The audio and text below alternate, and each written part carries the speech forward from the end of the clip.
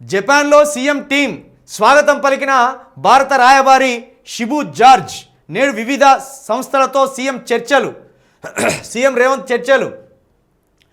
రేవంత్ రెడ్డి నేతృత్వంలోని తెలంగాణ రైజింగ్ బృందం జపాన్ పర్యటనలో భాగంగా టోక్యోకు చేరుకుంది.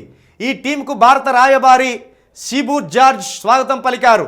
100 ఏళ్ల చరిత్ర కలిగిన ఇండియా హౌస్లో బుధవారం రాత్రి డిన్నర్ ఇచ్చారు.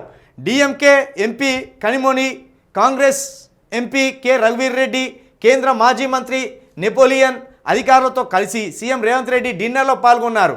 గురువారం ఉదయం నుంచి మధ్యాహ్నం వరకు Sony group, Japan international cooperation agency, JETRO, Japan bio industry association వివిధ సంస్థలతో సీఎం సమావేశం కానున్నారు. తొషిబా ఫ్యాక్టరీని సందర్శించనున్నారు. ఈ టూర్లో భాగంగా ఓసాకా వరల్డ్ ఎక్స్పోలో తెలంగాణ పెవిలియన్ను సీఎం ప్రారంభించనున్నారు. ఇగో జపాన్ వాళ్ళతోటి కలిసి మొత్తానికైతే సీఎం రేవంత్ రెడ్డి గారు ఫోటో దిగి అక్కడ వివిధ కంపెనీలకు సంబంధించిన ప్రతినిధులతో చర్చలు జరిపి కొన్ని వాల్యుబుల్ కంపెనీలనే కలిసే ప్రయత్నం చేస్తున్నారు. సోనీ గ్రూప్ ఒకటి, జపాన్ ఇంటర్నేషనల్ కోఆపరేషన్ ఏజెన్సీకి సంబంధించి అదొకటి, జెట్రో అనే మరొక కంపెనీ, జపాన్ బయో ఇండస్ట్రీ ఇది ఫార్మాకు సంబంధించింది. దానికి సంబంధించి కూడా సీఎం రేవంత్ రెడ్డి గారు వివిధ కార్యక్రమాల్లో పాల్గొన్నారు. అయితే రేవంత్ రెడ్డి గారు ఒక్క విషయంలో మనం గమనిస్తే, నువ్వు ఏ దేశానికి పోయినా ఎక్కడికి పోయినా సింపుల్గా వెళ్ళిపోతాను.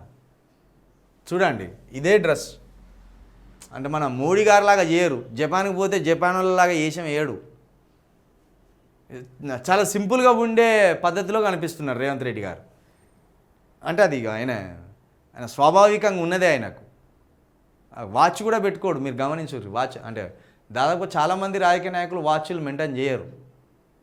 కేటీఆర్ కూడా పెట్టుకోడు, చేయడు. కానీ సింపుల్ సిటీ. ఒకవేళ ఇప్పుడు కేటీఆర్ గారు ఇక్కడికి పోయి ఉంటే కొంత సూటు బూటు దర్జాగా వ్యవహరించే లాగుండేది. ఆ లుక్ కావచ్చు, అదంతా ఒక డిఫరెంట్లో ఉండేది. ఎందుకంటే అందరి కళ్ళు మన మీదే పడాలని ఉంటుంది కదా. ఇప్పుడు ఒక రకంగా అందరి కళ్ళు కూడా ఓ విధంగా రేవంత్ రెడ్డి గారి మీద పడ్డట్టే. ఎందుకంటే ఆయన సింపుల్ సిటీతోనే మెయింటైన్ చేస్తాను, బాగానే మెయింటైన్ చేస్తాను రేవంత్ రెడ్డి గారు. ఎక్కడికి పోయినా ఈ ఈ అంగీని ఇక్కడ దాకా మలుస్తాడు, మోచేతుల దాకా మలుస్తాడు. నువ్వు ఏ మీటింగ్ అయినా ఆయన స్టైల్లో ఆయనే ఉంటాడు. పరాయి దేశానికి పోయినాం, లేకపోతే ఫలాని కాడికి పోయినాం, లేకపోతే ఇంకో దగ్గరికి ఒక పెద్ద వేదిక మీదకి పోయినాం అని అది చూపియాడు. సింపుల్గా గదే షర్ట్ వేసుకొని పోతాడు, వస్తాడు. కాకపోతే అప్పుడప్పుడు మాత్రం టీ షర్ట్స్ వేస్తాడా, ఒక యంగ్ హీరో లాగా టీ షర్ట్స్ వేస్తాడు.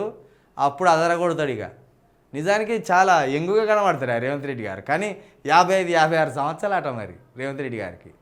చూస్తే మాత్రం 30-35 సంవత్సరాల పిల్లగానిలాగానే కనబడతాడు. మరి ఆయనకున్న బాడీ అట్లాంటిది.